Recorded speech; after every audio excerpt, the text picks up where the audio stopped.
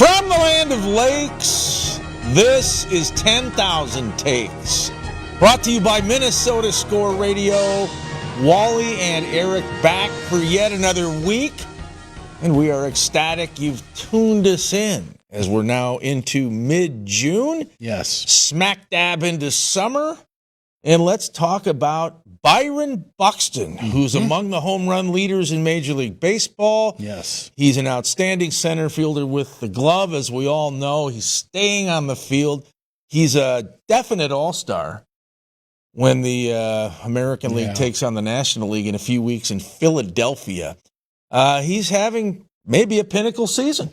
I don't think there's any question about it right now. I mean, to be where he's at right now, home run-wise, not even to the midway point of the season. I mean, he's on track to hit 50 or more home runs if he can stay healthy, which, of course, we know has been the bugaboo of his career in Major League Baseball. So, yeah, and it's fun to watch.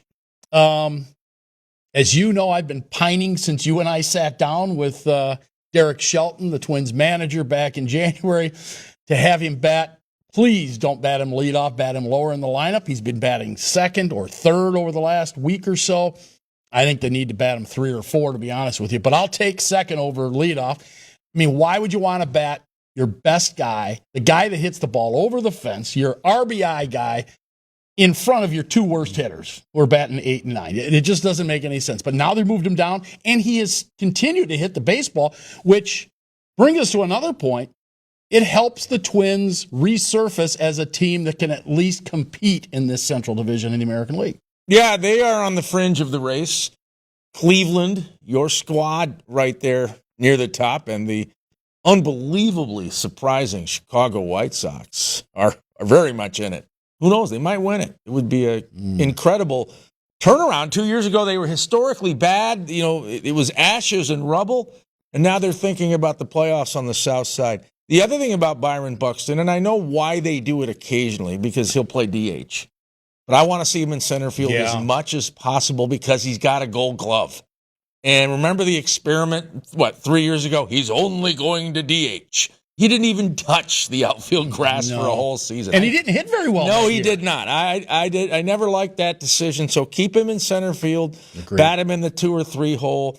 Now, the caveat would be, as he continues to perform and his stock rises, these other teams with the deep pockets like Atlanta and the New York Yankees and the Chicago Cubs and the LA Dodgers, and you can pick your major market team. Yeah, baby. They're saying, wow, if we could add that piece, we might win a World Series. So I think they're going to come at the Twins. The question is, A, would Buxton want to go, and B, would the Twins actually sign off on it?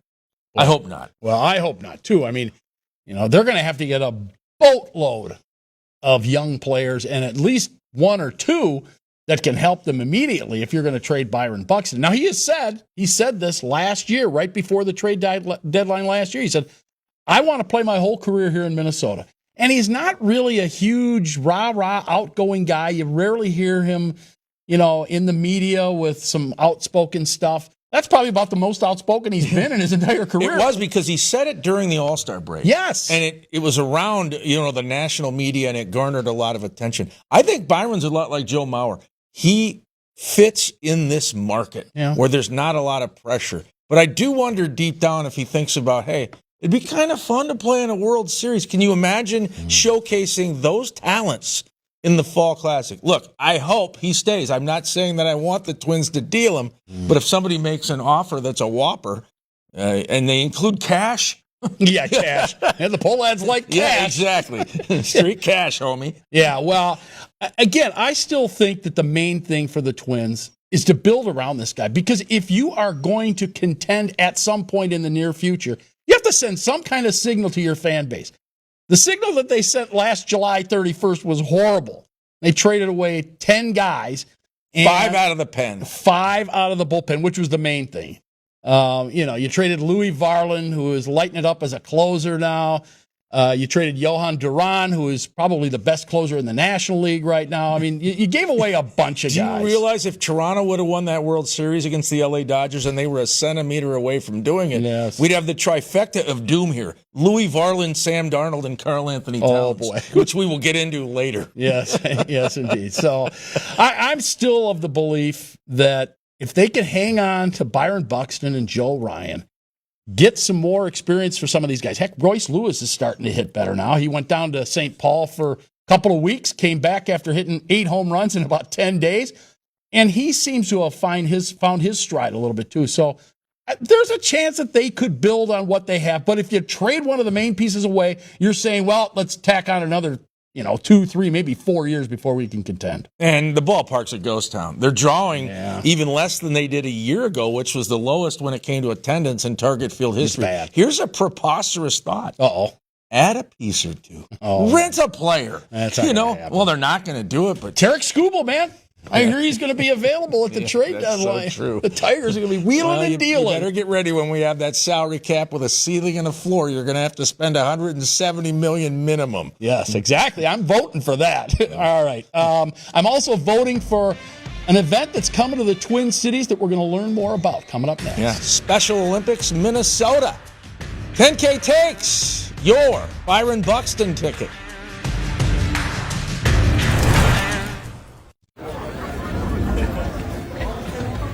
This is a great idea. You were right. Yes, you heard correctly, Denise. The 3 most beautiful words in the English language. Print them out. Hang them on your fridge. Get one of those planes that spells out words in the sky. Let everyone see. You were right. This is your moment. Savor every second. Stop by any one of Freddy's 6 Minnesota locations.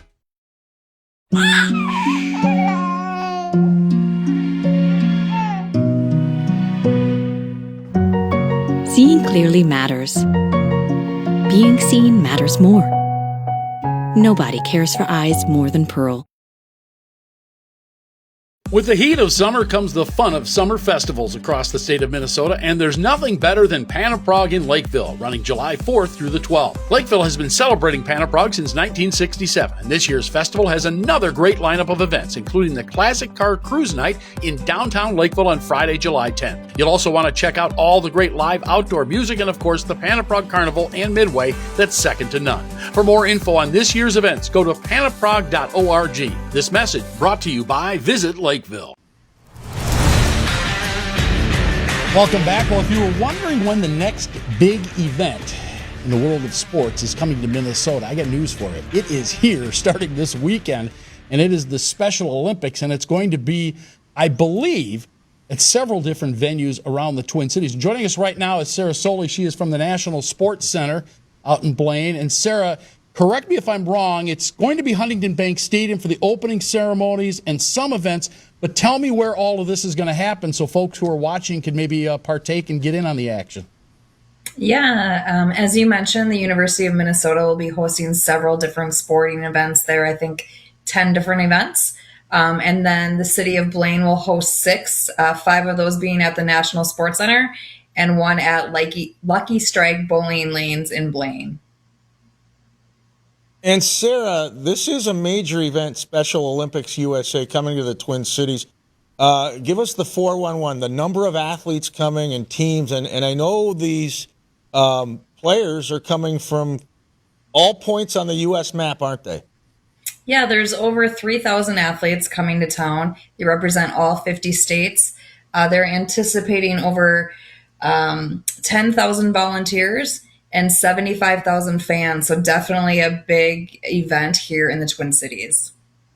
And as I explained to you beforehand, I'm familiar with the television broadcast, and that's ESPN is going to be broadcasting many of these events. Tell me about how much that impacts what you're doing, because I'm figuring if somebody in the Twin Cities looks up and says, well, wait a minute, they flip on one of the ESPN channels and they see something going on in the Twin Cities, they might come out to your event had they not known about it previously.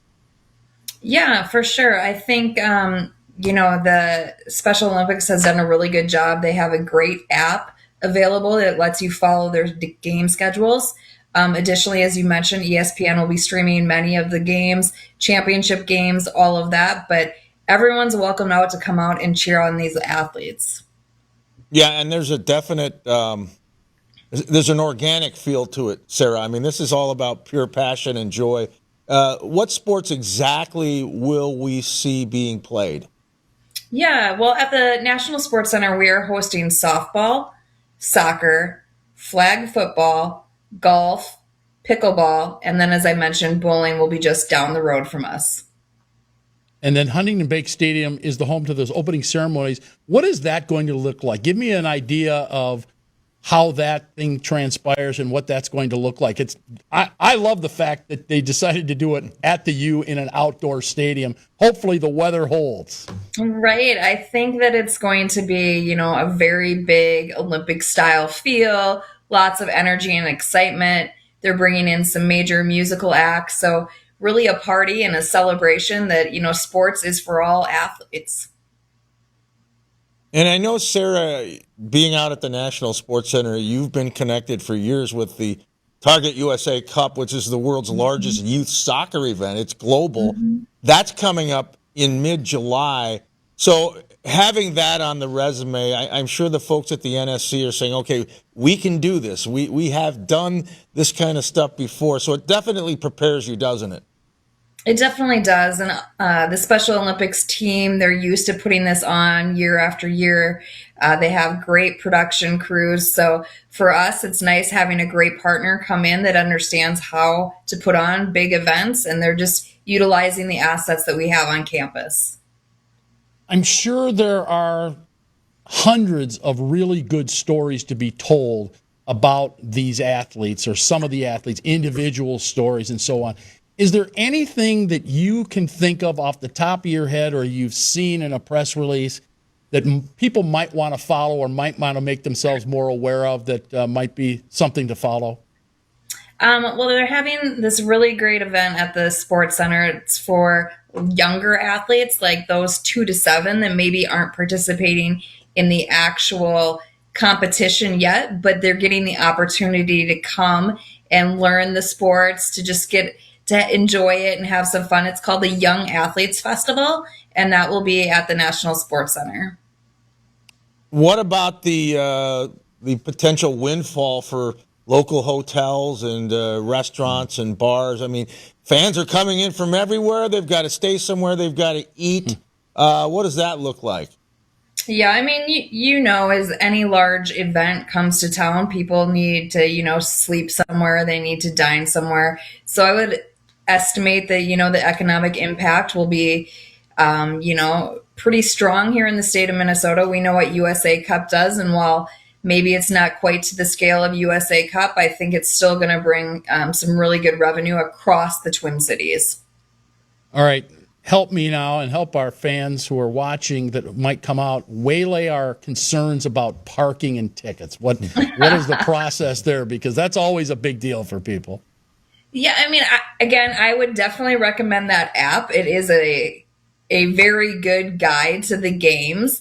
Obviously, check out the venue where you're going, whether it's the University of Minnesota or at the National Sports Center. I think many of the activities are free. So ticketing probably is, for some of like the opening ceremonies events and those, but some of the games, I think you can come just watch for free, which is fantastic. But yeah, I would pre-plan your trip to either venue. Sarah, the NSC has been a youth sports hub now for decades, but I know the Sports Center would like some state money to upgrade facilities. I mean, you've got the super rinks there. I was just out at the Hendrickson Foundation hockey tournament a couple weeks ago, run by Danny and Darby and that great family. And you have the soccer and all the year-round sports, the flag football, the softball, the basketball. Does it need upgrades? Because if you don't, there might be another city out there that says, we'll build something better, and boom, it moves away. Yeah, I mean, we are a property that sits on land owned by the state of Minnesota. So some of our assets have been around for 35, 40 years and are in needs of repairs. So, yeah, any funding that we can get to help us continue to improve our facilities and just honestly keep up with that preservation on those assets would be really beneficial for all of us. Well, Sarah, we appreciate you spending some time with us and giving us the 411 on the Special Olympics. We wish you well with the event coming up over the next week and a half or so, and hopefully we'll talk to you again down the road. Yeah, we'd love to see you out there. All right. Thanks, Sarah. She is Sara Thank Soli. you. She is with the National Sports Center, and they will be co-hosting, if you will, the Special Olympics USA coming up starting this weekend. Stay with us. More to come here on 10,000 Takes after this. I'm up. Get on the game at St. Croix Casinos in Turtle Lake, Danbury, and Hertel, Wisconsin, your local destination for sports betting. Check out our sportsbook at St. Croix Casinos. From football and soccer to hockey and UFC, you can join the non-stop action. You'll find plenty of options to bet on with our cutting-edge Play Sports kiosks, whether placing live or prop wagers before tuning into the game. That's the book at Turtle Lake, the Red Zone at Danbury, and our sports betting kiosk at Hertel. Find your fortune at St. Croix Casinos. With the heat of summer comes the fun of summer festivals across the state of Minnesota, and there's nothing better than Panaprog in Lakeville, running July 4th through the 12th. Lakeville has been celebrating Panaprog since 1967, and this year's festival has another great lineup of events, including the Classic Car Cruise Night in downtown Lakeville on Friday, July 10th. You'll also want to check out all the great live outdoor music and, of course, the Panaprog Carnival and Midway that's second to none. For more info on this year's events, go to panaprog.org. This message brought to you by Visit Lakeville. Life moves pretty fast, but not at Freddy's. When that first bite hits, you can't help but slow down. The secret to quality time is just quality and time. That's Freddy's.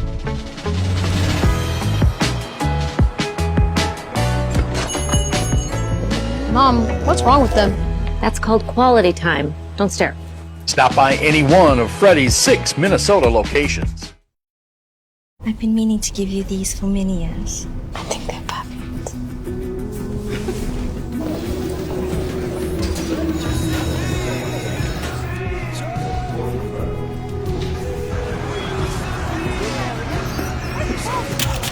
Maya? Oh, I love your earring. Why didn't you try these? It isn't just about vision. It's about care. Nobody cares for eyes more than Pearl.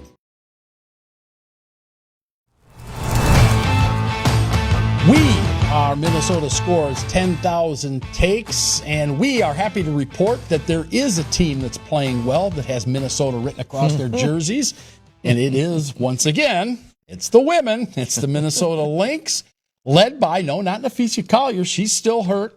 Coming back soon, I would think, right? I don't know that for sure. Well, surgery on both ankles. Okay. I was told a while ago June, but now we're halfway through June, so I don't know. I don't think they're going to rush her back because the Lynx, as you said, they're the beacon of light in this sports desert called Minnesota. I mean, they just keep winning, minus Nafisa. How about that? Minus Nafisa. Now, and I digress because, you know, it's been a team effort for sure. But the rookie, Olivia Miles out of LSU, the number 2 overall pick, forget about Rookie of the Year. She might be MVP in this league, or she's certainly in the running right now. I think that's a great point. And remember, they traded up to get in that 2 slot and pick Olivia Miles, and she's been all that in a bag of chips, as they say. She's over-delivered. I don't think the Lynx thought she'd be this good out of the gate. And then you look at like Natasha Howard, and how about Nia Coffey?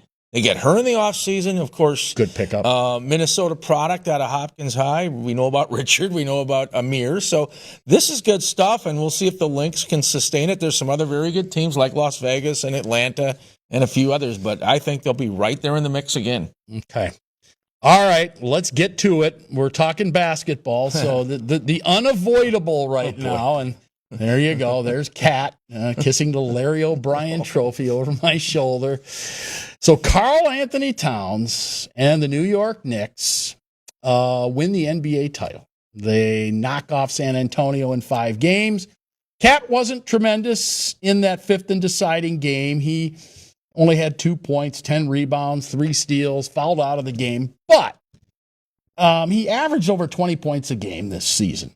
and he took on the job of slowing down Victor Wembanyama, who arguably is the most difficult guy in the world to guard, if not the best player in the world right now.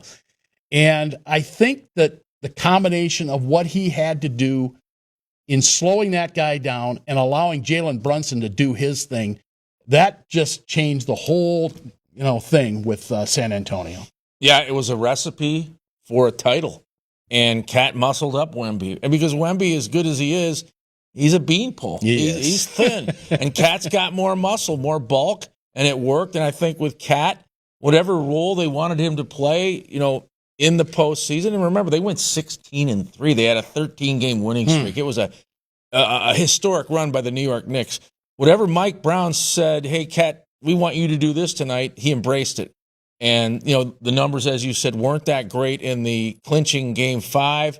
But he had some other nights where he was putting up double-doubles, and he's a huge reason why the New York Knicks won the NBA Finals and get that ticker tape parade through the concrete canyons of New York City or whatever they're doing these days. Yeah. Well, don't kid yourself. This comes back down to, of course, the trade that sends him there. Timberwolves get Julius Randle, they get Dante DiVincenzo. Yes, they made it to the Western Conference Finals last year with those two. This year, they did not even reach the Western Conference Finals. And, of course, Dante got hurt, was unable to play against San Antonio. I don't know, man. You can downplay it and say, well, let's just be happy for Cat. Or this doesn't, this really doesn't say anything about that trade. There's still time on the clock for this trade to work out. No, there isn't. This trade has worked out for New York, and it's not working for Minnesota. And if you pretend to think that Karl Anthony Towns and the Knicks winning a championship isn't going through the minds of Timberwolves fans, isn't going through the minds of the folks in the Timberwolves front office, you're kidding yourself. Sam Darnold won an NFL title, the Super Bowl title, and Kwesi Adolfo-Mensah got fired. Do you think that Tim Connelly should be fired, or should at least he be put his feet to the fire here saying, what did you do that for? Yeah, I think there clearly should be heat on him. Let's flip the script. Let's say that the Minnesota Timberwolves acquired Cat from New York and DiVincenzo and Julius Randle went to the Knicks and the Timberwolves won a title. What do you think the New York City and New Jersey media would be doing? Beat them up. To the Knicks. They would barbecue them. The tabloids would be feasting on these guys. The Minnesota market is too soft. This is not a good trade because they won a title, and that's what this business is all about. Now, if the Timberwolves come back next year and win the championship, then maybe you can spin it in a different way, but I don't see it happening. And remember this, we just talked about Cat on Wemby. Well, picture Cat in that second-round series against San Antonio, leaning on Wemby and trying to muscle him up. Maybe it's a different outcome for the Timberwolves. Yeah, I don't disagree with that. They had nobody to guard him. Yeah, and the argument you keep hearing is, okay, well, they wouldn't have been able to keep Nas, or they wouldn't be able to keep Jaden McDaniels. Neither of those two players is Karl Anthony Towns. Neither of those two players was the number one overall pick in an NBA draft. And while Cat certainly had some of his issues when he was here, I think he grew up as a player. I know that he went to Mike Brown and said, what can I do to help this team get through these playoffs and win a championship? And Mike Brown said this, and he acquiesced. Yeah, I think Mike Brown and the Knicks staff coached him up. I mean, Cat was very good here. There were still things he needed to refine. Right. But he didn't want to leave Minnesota. I think he was entrenched in this community. His father was at every game. He grew up here. He lost his mom, when there was COVID. It was a rough process. He was Flip Saunders' guy back in the day. So the Wolves gave up on him, and I just don't know why, because he's a superstar who did not ask to leave. The Timberwolves made this move, presumably of sound mind and sound body. Although I don't know about that. Yeah, I'm not so sure either. All right, we're kind of sound mind and sound body, and when we come back, you'll find out for sure, because it's Takes of the Day coming up next.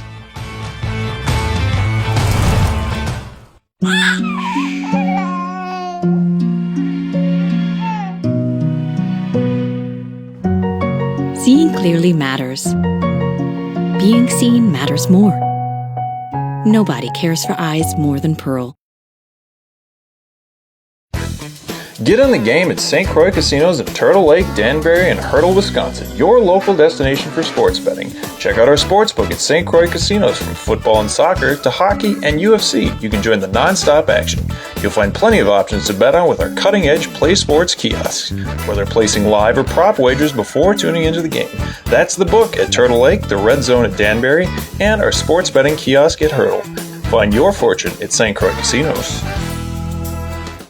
In Lakeville, Minnesota, dozens of meeting venues are ready to host your next corporate event, banquet, and holiday party.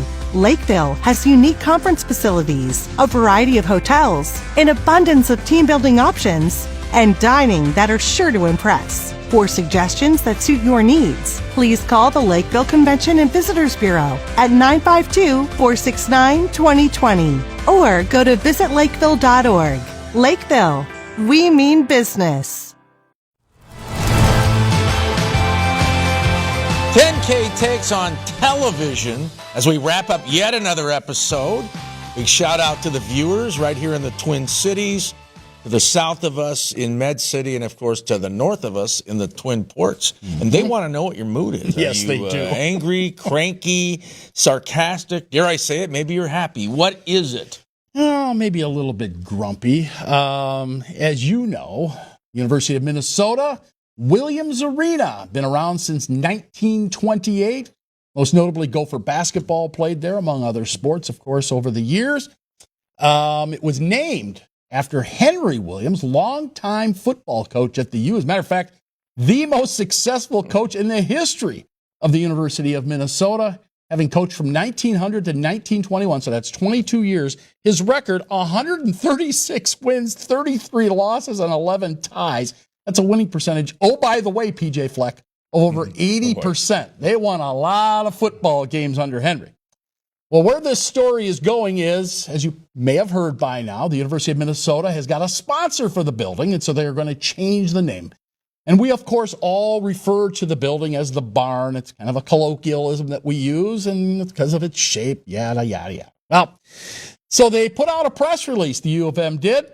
They've got Blue Cross and Blue Shield of Minnesota as their sponsor. It's going to be called The Barn, presented by Blue Cross and Blue Shield of Minnesota. All right, that's fine. Take the money. They're going to get $17 million out of the deal. I don't blame them for that. However, they're naming it The Barn officially. Why not call it Williams Arena? Sponsored by or presented by Blue Cross Blue Shield. And then they put out a press release. They don't even mention Henry Williams. Lo and behold, are you forgetting your history? Do you care that this guy is the winningest coach? Maybe PJ had something to do with it. Hey, throw some dirt on that. We don't want them to know how good this guy was.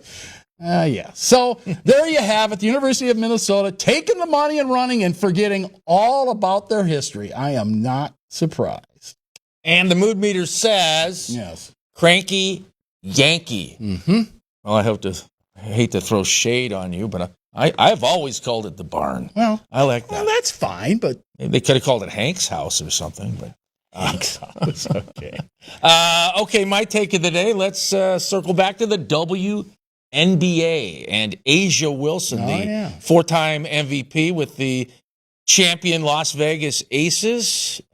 General Mills, based right here in Golden Valley, Minnesota, one of those Fortune 500 companies in the Twin Cities, is going to put her on a Wheaties box. A limited edition going to come out later this summer. So congrats to Asia Wilson. That's always a huge honor if you're an athlete to get on a Wheaties box. And there haven't been too many Minnesota players on Wheaties boxes because there haven't been too many titles, unfortunately. But there's another twist to this story.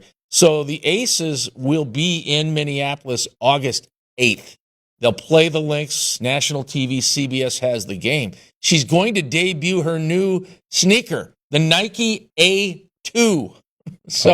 And I'm guessing there'll be Wheaties boxes in there and people wanting to get the new shoe. And it'll be a titanic matchup.